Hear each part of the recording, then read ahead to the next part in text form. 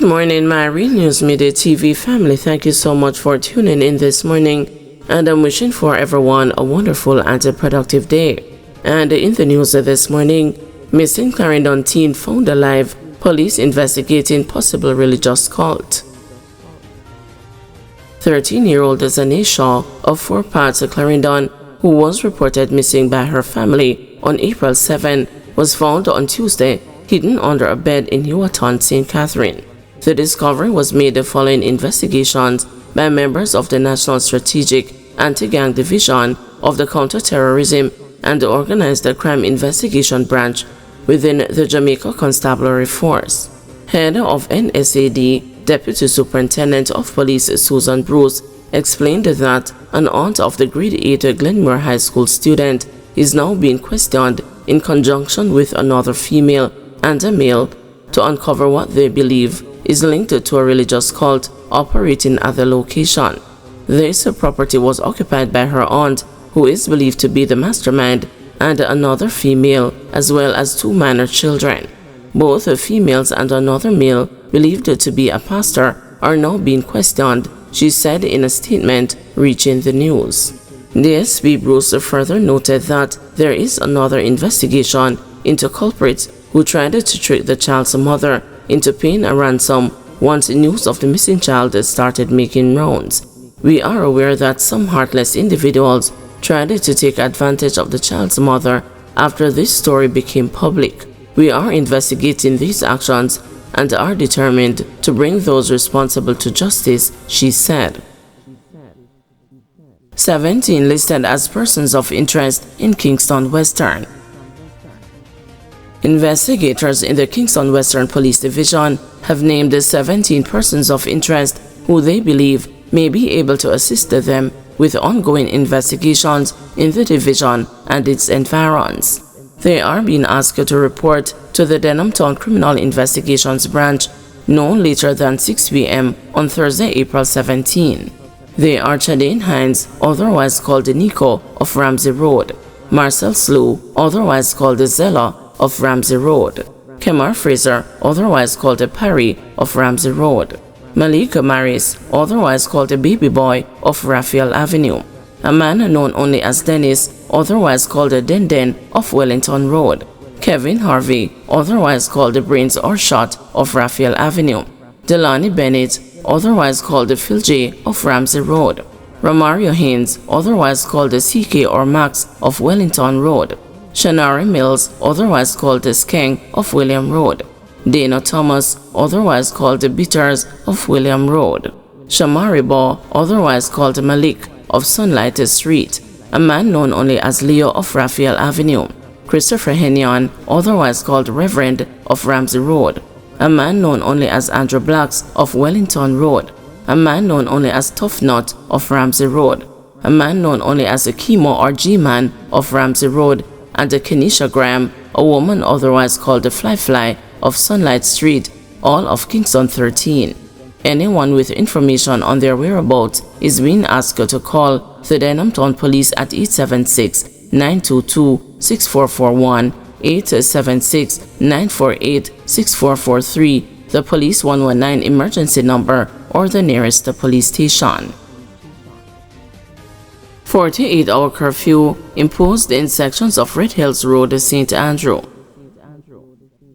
A 48-hour curfew has been imposed in sections of Red Hills Road in St. Andrew following the shooting of 2 women in the community on Sunday. The women have been hospitalized in serious condition after being shot by hoodlums who attempted to abduct one of them. This was disclosed by the commanding officer for the St. Andrew North Police Division, Deputy Superintendent Randy Sweeney. It is reported that about 5 p.m. Sunday, 3 persons, including the 2 women, were walking in the vicinity of 108 Red Hills Road when men in a Toyota Mark X motor car drove up. The armed men reportedly ordered one of the women into the car. She refused and the 3 pedestrians ran off. They were chased and the 2 of them shot by the hoodlums. The 3rd victim escaped injury. DSP Sweeney says the shooting stemmed from an internal gang conflict in the area.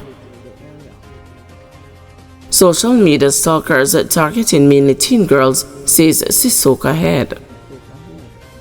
In revealing that teens are being targeted more than younger children by predators via social media, head of the Center for the Investigation of Sexual Offenses and Child Abuse, Superintendent Karen Bailey, has urged the parents to practice the same level of monitoring applied to toddlers. Supervision is key, but we find where supervision is concerned, most of the parental controls are used for toddlers and not necessarily for teenagers, where the bulk of the reports are coming from, Bailey told the Senior Superintendent of Police, Dennis Brooks, during the recent Force for Good podcast produced by the Jamaica Constabulary Force.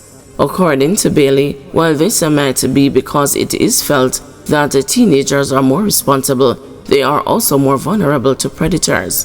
For the children, we may look at things like TikTok or Instagram, where there are mostly adult content, so you may ban them from that, or you may remove that from their tablet, their devices.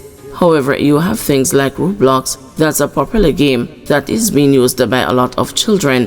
When they interact on games like that, you don't know who is talking to them, and as I said before, persons are lurking there, Bailey warned. Maintaining that these predators use varying cloaks to interrogate the children, she said, we have had reports where persons ask inappropriate questions there.